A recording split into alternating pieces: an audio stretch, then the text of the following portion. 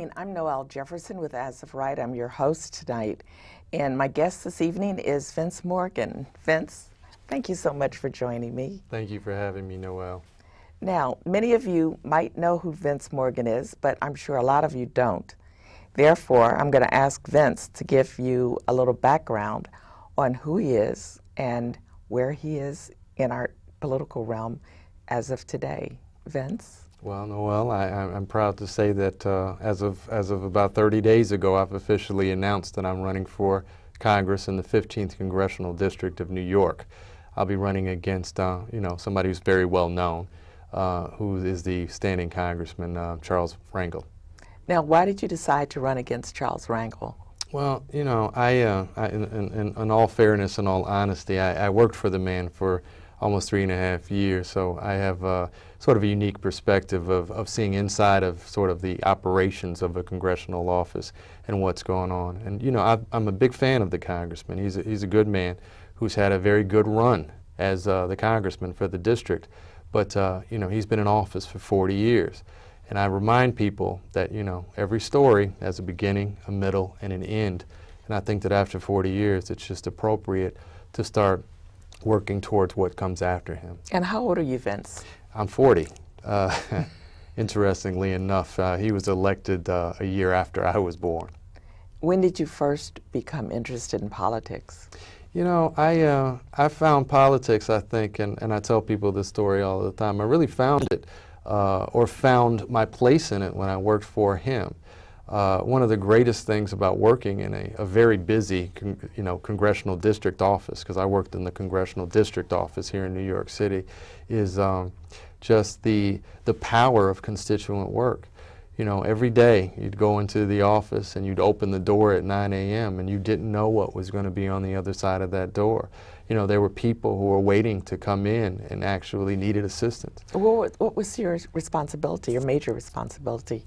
In a congressional office, everybody's responsibility, first and foremost, is dealing with constituent concerns. If there's someone who walks in the door and you're working on a press release, you should stop and actually deal with and service the person that needs help. So, I did quite a bit of stuff in the office. I covered a territory of the Upper West Side. I did a lot of work with the press. But my favorite thing, and the thing that that really drew me to running for office ultimately, was the work we did with just people that came in and needed assistance. And you did that for 3 years, did you say? About 3.5 years, and there was a break in between. I actually worked and I managed his campaign in the 2002 election cycle. Now, you were born in Chicago, is that true? I was born in Chicago. I love Chicago. It's a great city. I've been in New York for about 10 years now, and all 10 of those years have been in Harlem. What was your life like in Chicago growing up as a kid? I grew up in Bronzeville in Chicago, which is sort of Chicago's version of Harlem. Very tough urban area. I was fortunate, to have had a solid mother and grandmother who were behind me most of the way. My mother had me when she was 18 years old. Like a lot of folks, we struggled, and she struggled to do her best for me, but was taken away a lot. So we had, fortunately, a grandmother who spent a lot of time in taking care of me. And literally, I tell people this, I grew up in a very tough neighborhood, but my grandmother's house was a block away from the parochial school that I went to. So there was a sort of a safety in the one block that I had to make it to school. Now, at what age did you finish school? Well, I finished grammar school at 13, 14 years old and went on to high school, and I was there for a year. 1 year? A year and a half. Yeah, I was always sort of a little shy about telling people this until I got a little bit older, but I went to high school for about a year and a half, and then I dropped out of high school. What did you do when you dropped out, after you dropped out? Like I said, I came from a tough family. So when I dropped out of high school, my mother at the time said, "Oh, okay, you want to drop out of high school."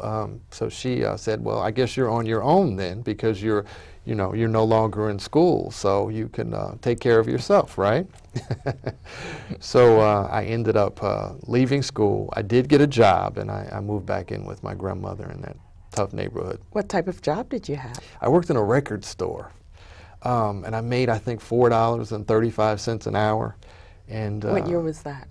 Oh, that was 1985, 86. And did your grandmother require that you make payments towards your upkeep? She old school. So yeah, I was 16, and with my $4.35 an hour, I was required to give her a little bit of money for rent, and I was required to pay for my own groceries. That was the deal. And I quickly learned that $4.35 an hour doesn't go very far.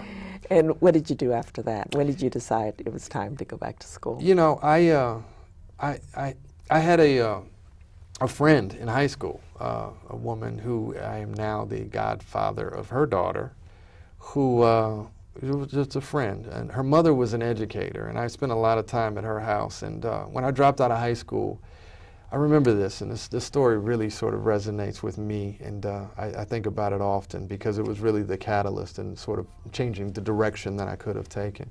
I went over her house one day, and she greeted me at the door, peered through the door, and I said, "Hey, I'm here to see, you know, my friend." And she said, her daughter. Mm-hmm. And she said, "Vince, my daughter doesn't hang out with high school dropouts, so you're not welcome in this house anymore." And I'm like, you know, and it was almost a shock to me. I, you know, was very hurt by that. And it really was sort of the shock of that got me to really understand the magnitude of what I had done and the decision that I had made to drop out of high school. She was an educator, and she reached out to me after this, and she said, "Vince, you are too smart to have put yourself in this really bad situation of dropping out of high school." She says, "If you want to, I'm an educator. I will help you go back to school." And she did. So that tough stance of not letting me into her home was followed up with some support and some guidance to actually help me get back into school. And I thank her to this day. I'm sure. How long, though, did it take before it settled into you that this was something you had to do? Well, you actually took action. How much time was there? I'm 16 years old. I make $4.35 an hour. So hey, you know, well, I'm kidding. It didn't take very long for me to realize that I had sort of veered in a direction that I shouldn't have gone into. But many young people today do that. You know, we're in New York City, which has one of the highest dropout rates in the country. You know, young people are confronted with these challenges every day. And I remind folks that it's a matter of, you know, we all make choices, and sometimes we make bad choices in life, but we can always turn it around. The only reason I was able to turn it around is because somebody took an interest, and they helped me sort of move forward. And that has always been a catalyst for me into making sure that I reach back and I try and do something to help people, you know, get back on the right track. Now, during your tenure working with Congressman Rangel, did you ever run into a constituent, a young constituent, whose similar activities as yours, having dropped out of school at an early age, that you influenced? Well, you know, I talk to young people all of the time now. You know, I subsequently went back and got my general education diploma. So I talk to young people who are either high school dropouts or young students who